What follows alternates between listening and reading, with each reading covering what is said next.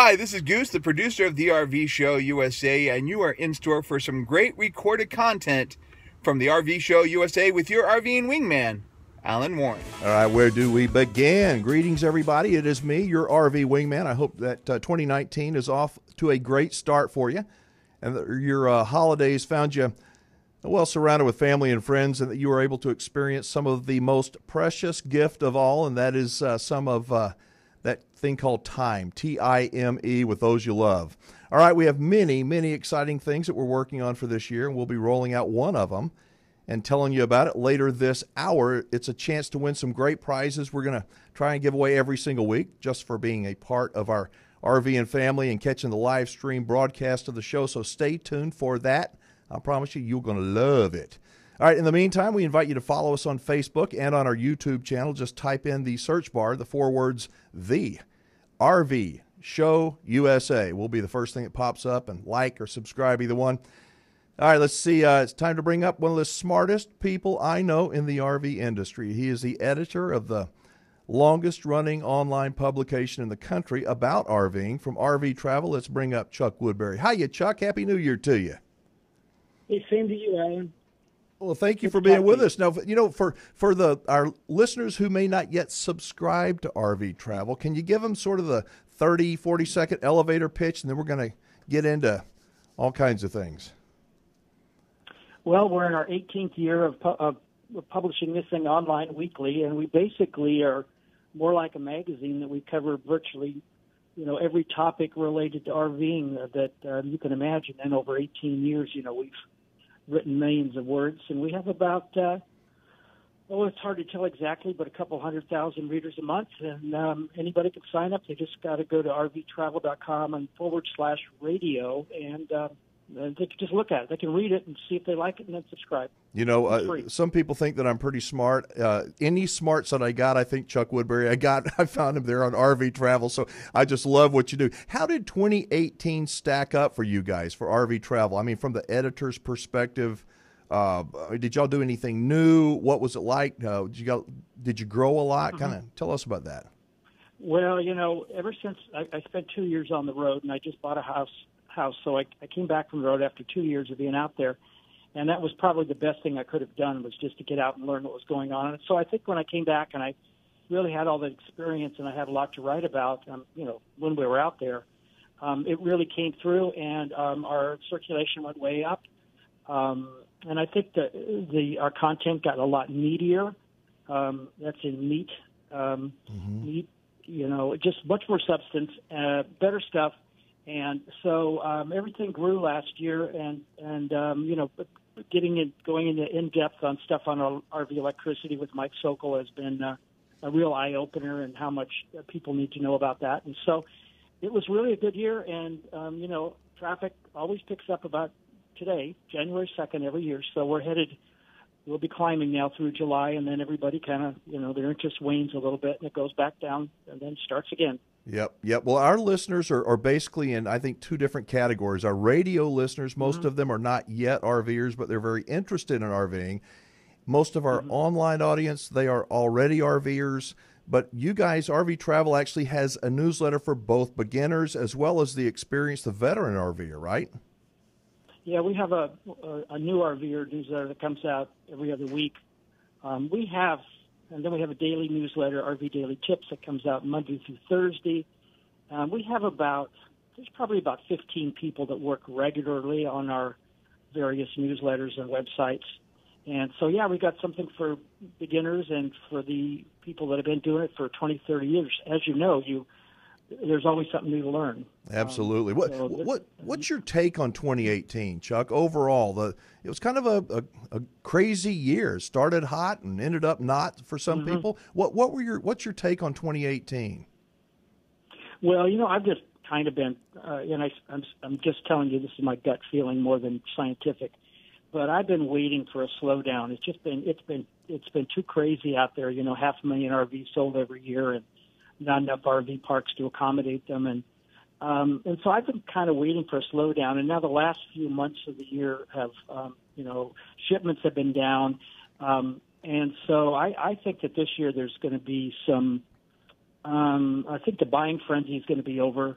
The factories are some RV businesses are going to be a little bit stressed that their sales aren't what they used to be. But you just can't keep setting records every year, and it's been 8 years.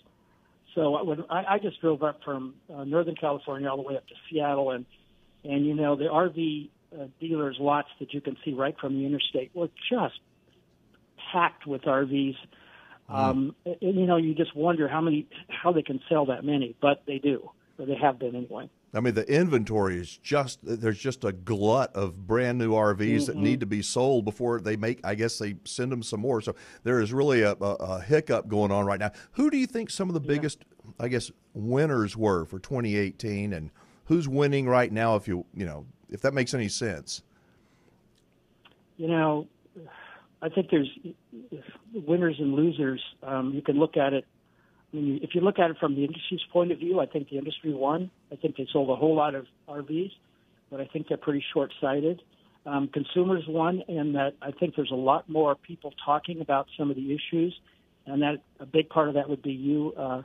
Other parts would be, what we're doing. We're finally just getting right, talking about some of the things. I know you've got Ron Burge coming on later to talk about lemon laws, and I think we've put the word out to people that if they get stuck with a lemon, and people do, and it's really sad, there's something they can do about it, because it's not easy to get taken care of if you've got some serious problems. So winners, I think there's winners and losers all over the place. It'd be hard to, in just a few minutes, to sum it all up, but I think that there's a lot more information out there that people can get, so hopefully we can turn them into wiser buyers, and we can keep them away from these ridiculous 20-year loans, which is I just find horrible. It's a terrible thing. These people are upside down for those 20 years, and they can't even buy a new RV without coming up with $10,000, $20,000, $30,000 to pay off their old loan. So, Chuck, I want to concentrate. Stay on that for just a second. We don't have a whole lot of time, but RV show season is upon us, and many people are going to be going, and they've got the itch, and they want to buy a beautiful brand new RV, and they buy those payments instead of looking at how long they're going to be paying for. A 20-year note to me is insane. I know that dealers need to sell units, and I know people want to get low payments, but by doing that, you're just signing your own death warrant, so to speak, because you're burying yourself and you'll never get out. Well, so many of these people that are buying them are buying the cheaper units, and the average RV is going to buy 4 RVs in their lifetime. That statistic has held for many years. And so they're buying these cheap RVs, and they're financing for 20 years, and those RVs are going to be beat up and falling apart in 10 years. And they're not going to be able to unload them without coming up with a lot of money. What's that going to do to future sales? They're not going to be able to buy that next RV. So I think the industry is shooting itself in the foot with these 20-year loans, but they're all doing it. And one of my main jobs is to suggest to people they please avoid doing it. Caution. Yep. And that's one of the things I love so much about RV travel is that you're not a tool, if you will, for the RV industry, just promoting all the good stuff. You tell it like it is, and some people don't like to hear the truth, but I guarantee a couple 100,000 of them are just chomping at the bit to get your free newsletter every single time.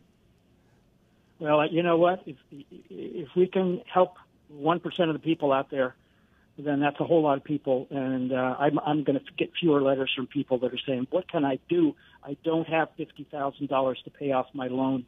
I don't have that money. My husband died. We can't afford it. And the bank wants $50,000 for them to get out of it. I mean, that's pretty tough when you get those letters all the time, and I do get them. Oh, it's sad. I don't want to see that happening. All right, listen, tell our listeners before we run out of time how they can receive RV travel nearly every day in their inbox, please. All they got to do is go to rvtravel.com/radio and just sign up. They can pick one newsletter. They can pick all 7, 8, or 10, whatever are on there. And then if they don't like it, they can just unsubscribe. They're not going to get any spam. It's just all good information. It's great information, and it's free. I love free. So, listen, we ought to call it there. Thank you so much for being on the show. Can we catch up with you next week, see what's going on? Sure, anytime, Alan. Happy to. Always good to talk to you. All right, you take care. Best of luck. All right, folks, that was Chuck Woodbury, our friend with RV Travel. He's got something, I promise you. He's got all kinds of things that will make you a smarter RV owner, a smarter RV buyer. And you can subscribe to his newsletter at rvtravel.com/radio. Got to put that /radio on it. rvtravel.com/radio. Next up, we're going to tell you about the Roland RV Rally for 2019, what it is, who's doing it, and why we're supporting it.